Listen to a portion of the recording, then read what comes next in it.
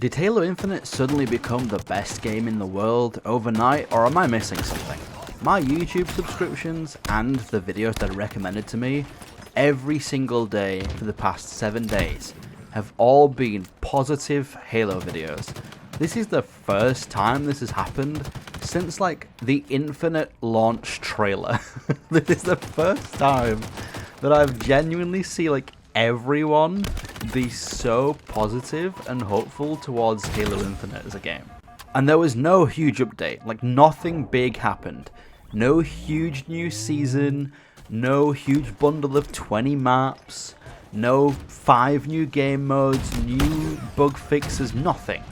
All that's happened in the past few weeks to few months is a couple of map remakes and maybe 1 new game mode, and suddenly everybody is just making content around Halo. I'm going to tell you why now. It's because everybody's doing it. One person does it, another person goes, oh crap, this guy got 10,000 views by saying Halo is good. I'm going to make a video saying Halo is good. And then it goes on and on and on and on and on, which is the exact same thing that was happening with the complete reverse when one person made a bad Halo video and it was getting views. Everybody else made bad Halo videos because they realized, the Halo audience and other people like watching videos that are negative towards Halo. So I'm going to make negative Halo videos because it gets views, which brings in ad revenue, which makes me money. Now it's the trend to do good Halo videos. So everybody's making videos called things like, I have hope for the future of Halo. 343 finally put this into Halo and now it's fun. COD player tries Halo and it's great. So many great things in Halo Infinite. New leaked Halo things look exciting. It's just so funny to me how something can do a complete 180 just because of a bandwagon. That's all it is. There's nothing absolutely like outstanding about the recent updates. Like, they're good. They're small, good content drops, and I've made videos saying that yes, Halo is going in a good direction. These small drops we've been getting, as we can see from the player charts on both console and Steam, because console is available in a weird way. Halo API like tweets out the current stats every week or something. The player base is holding strong, but where people are going wrong here is thinking that the player base is growing and that Halo is growing. It's really not. The Steam player base is still kind of like stale. I think it's even lost players in the past 30 days rather than gain players.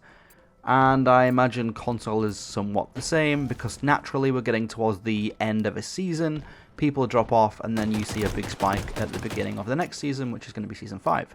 I believe this all started because Summit played Halo, just out of like curiosity. I think him and his friends played Halo.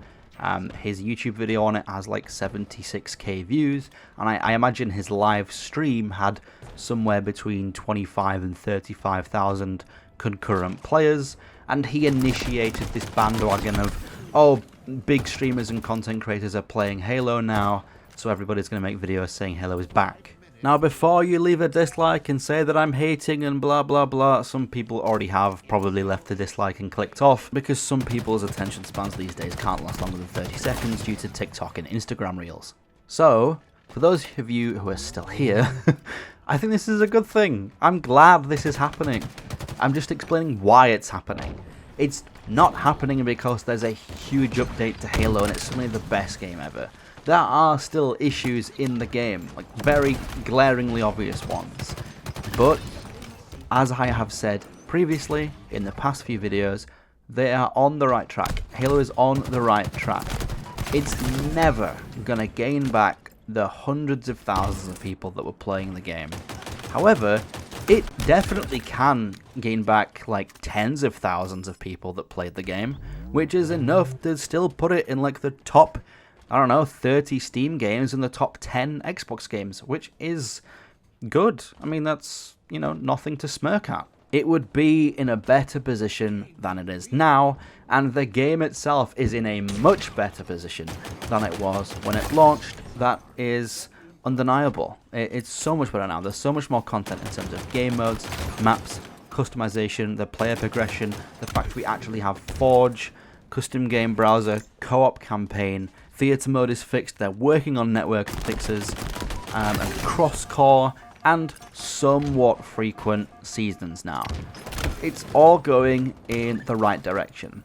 It's just a little bit too late to kind of skyrocket this game into the trajectory it could have had, but however, I think it's going to be enough to salvage the game to a point where, you know, people think, oh yeah, Halo Infinite, that game's okay, like we can play that every so often, and it's a contender for like a top 10 Xbox and, you know, maybe top 20, top 30 Steam game, which, as I said, nothing to smirk at, it's respectable. Final thing from me here is that there are still tons of people who will not relaunch Halo Infinite. Like, there's all these YouTubers and stuff making videos about Halo and how it's improved and things, but the Steam charts and the Xbox charts aren't going up by like 20,000 in one day.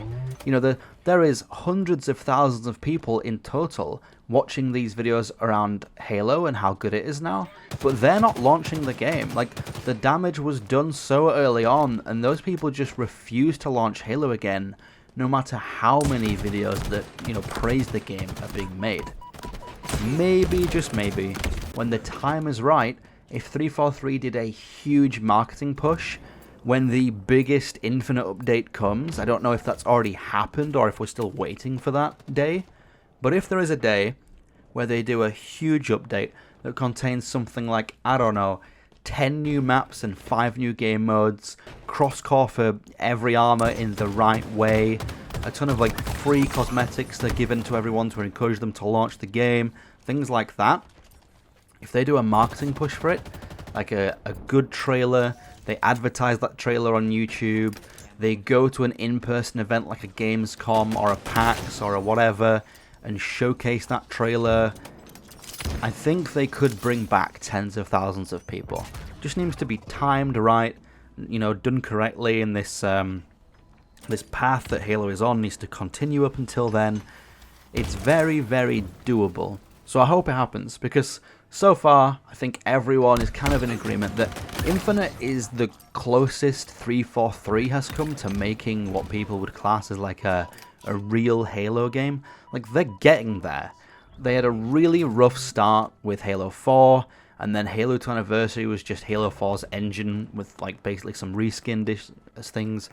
And then Halo 5 was kind of meh, like some people liked it, some people didn't.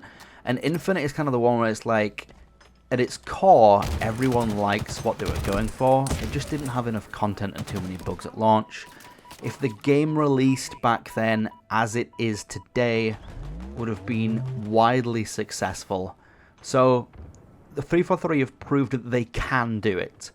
They just kind of struggled in the beginning because the game went through development hell and things like that. So, hopefully they can salvage this and at least get some kind of like resolution and some kind of I don't know what the right word is, but you know, at least they can like somewhat salvage this project, and then hopefully with whatever the Tatanka thing is or the next Halo, they just get it right first time.